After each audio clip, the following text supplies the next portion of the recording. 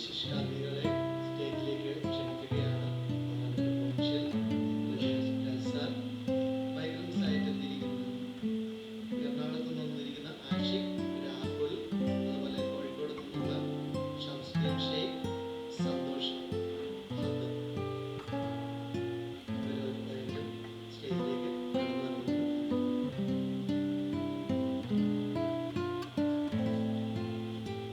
നമ്മെ അഭിമുഖീകരിച്ച് സംസാരിക്കുവാനായിട്ട് കേരള പ്രവിശ്യയുടെ ചുക്കാൻ പിടിക്കുന്ന ഏറ്റവും ബഹുമാനപ്പെട്ട ഫാദർ ഇ പി മാത്യുവെ ഏറ്റവും സ്നേഹത്തോടെ ക്ഷണിക്കുന്നു. കേരള ജെസ്യൂട്ട് ബ്രാഹ്മിൻസ് വളരെ മുമ്പ് തന്നെ മൈഗ്രേഷൻ വർക്കിൽ ഒരുപക്ഷെ ഈ ഹോളിൽ ഒരു 10-15 വർഷം മുന്നേ, 15 മുന്നേ ആണെന്ന് തോന്നുന്നു, ഒരു യോഗത്തിൽ ഈ ഒരു കാര്യം അന്ന് ഈ മൈഗ്രൻ്റ് പോപ്പുലേഷൻ ധാരാളമായിട്ട് വന്നുകൊണ്ടിരിക്കുന്നു. അന്ന് ഒരു തീരുമാനവും ചൂടായ ചർച്ചയും ഒക്കെ ഉണ്ടായത് ഞാൻ വളരെ നല്ലോണം ഓർക്കുന്നുണ്ട്. അതിനുശേഷമാണ് മനസ്സാമ മലയിൽ മുൻപോട്ട് വന്ന് അദ്ദേഹം മരിച്ചുപോയി എന്ന് നിങ്ങൾക്കറിയാം. അദ്ദേഹത്തിൻ്റെ നേതൃത്വത്തിൽ വളരെ കൂട്ടായ പ്രവർത്തനം നടന്നു. പിന്നീട് കേരളത്തിലെ ജെസ്യൂട്ട് സമൂഹത്തിന് അന്യ സംസ്ഥാനങ്ങളുടെ ഭാഷ അധികം തിരിയാത്തതിനാൽ ഫാദർ മാർട്ടിനെ കൽക്കട്ട ബ്രാഹ്മിൻസിൽ നിന്നും ഈ പ്രസ്ഥാനത്തിന് കൊണ്ടുവരണമെന്ന് ആഗ്രഹിച്ചതനുസരിച്ച് അവിടുത്തെ പ്രൊവിൻഷ്യൽ കുറേ വർഷത്തേക്ക് അങ്ങനെയാണ് ഈ ജീവിയുടെ മുൻപോട്ട് മുന്നോട്ട് പോയത്. അതിനുശേഷം ദുർഗാ ബ്രാഹ്മിൻസിൽ പത്തിയച്ചാപ്പോ കുറേ കാലം ഈ പ്രസ്ഥാനത്തിൽ സഹായിച്ചു എന്നുള്ളത് പ്രത്യേകം ഓർക്കുന്നു. എപ്പോഴും I gave an interview to Times 70. I said 600 million migrants are in this country who are living in a place they don't born. They are not born. It includes me. It includes Prime Minister Narendra Modi. I have only 2 people. I am migrant, but Narendra Modi is a migrant. We are equal. He is a Prime Minister. I am a professor. That's all.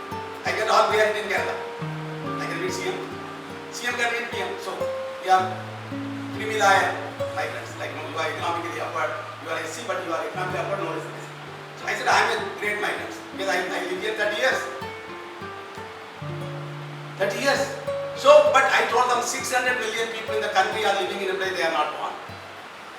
200 million people are living on migration only. They come to make money. 200 million people. And somebody said, how do you know? I said, I know. I am telling you. That's my word.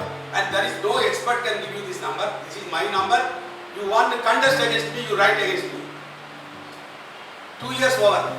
Nobody talking about that. But now people are using my number 600. They have to talk to me, no? I will not say no data available. I am not NDA. I will tell how I have arrived this number. You want to contest me, you contest me. You write against me in the newspaper. You think it's wrong, don't call me, tell you are wrong here. You write. You give evidences, I give my evidences. You give your evidences. Like a political manifesto, I give my manifesto. You give your BJP manifesto. Congress, you give manifesto. Like the election they are doing in UP. The manifesto they are talking about migration, only caste religion. No my provincial जो यीशु समाज में केरल में जितने भी संस्थाएं हैं उन सब उनका नेतृत्व देने वाले हैं हमारे समझ लीजिए कि सबसे नेतृत्व करने वाले व्यक्ति। तो उनका कहना था कि आपकी उपस्थिति हम सबों के लिए खुशी की बात है। और यीशु समाज विशेष करके जो जेसुइट सोसाइटी जो केरल में जो काम कर रहे हैं, हम लोग जितने भी लोग यहाँ पर उपस्थित हैं, हम सब अतिथि जो आप लोग जो माइग्रेंट लेबरर्स हैं, आपके प्रति आपके साथ जो काम करने के प्रति हम लोगों का समर्पण फादर ने सबके सामने प्रस्तुत किया है।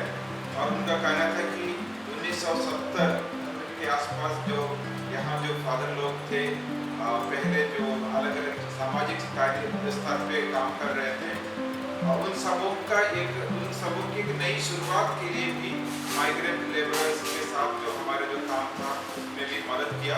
फादर मार्टिन जो अभी यहाँ पर उपस्थित हैं, उनको विशेष रूप से बुलाया गया था कलकत्ता से इस प्रकार के काम में आप सबों को साथ देने के लिए। और आखिरी फादर का ये भी कहना था कि अभी जो सामाजिक परिवेश जिसमें हम लोग हैं, जो राजनीतिक परिवेश है,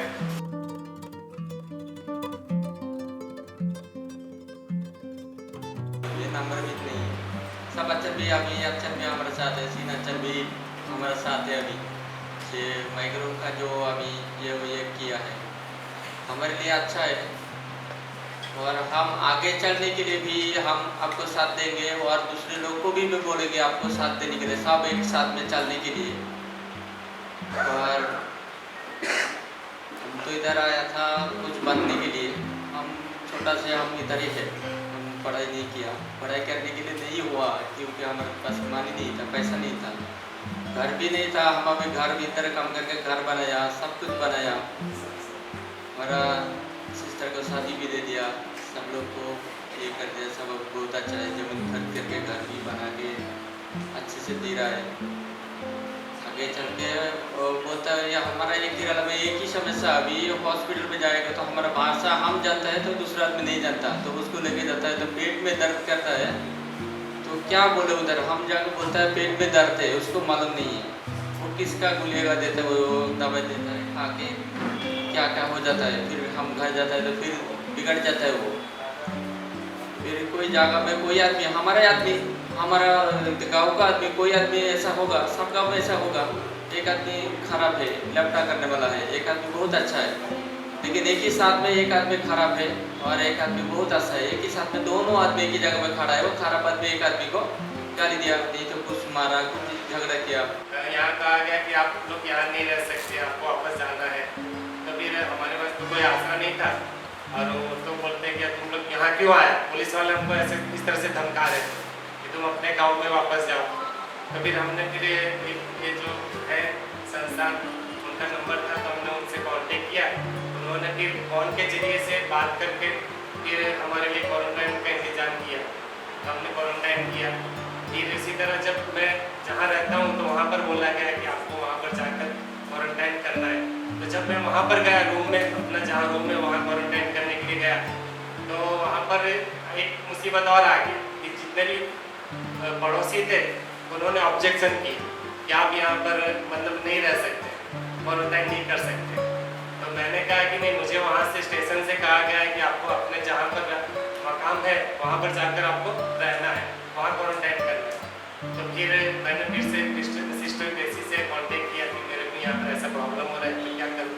तो उन्होंने फिर अल्फोंसा मैडम से कांटेक्ट किया, तो उन्होंने फिर फ़ोन के जरिए से वहाँ की पंचायत को बोलकर फिर मेरे लिए वहाँ पर फैसिलिटी अवेलेबल कराया, तब जाके मैंने वहाँ पर क्वारंटाइन किया।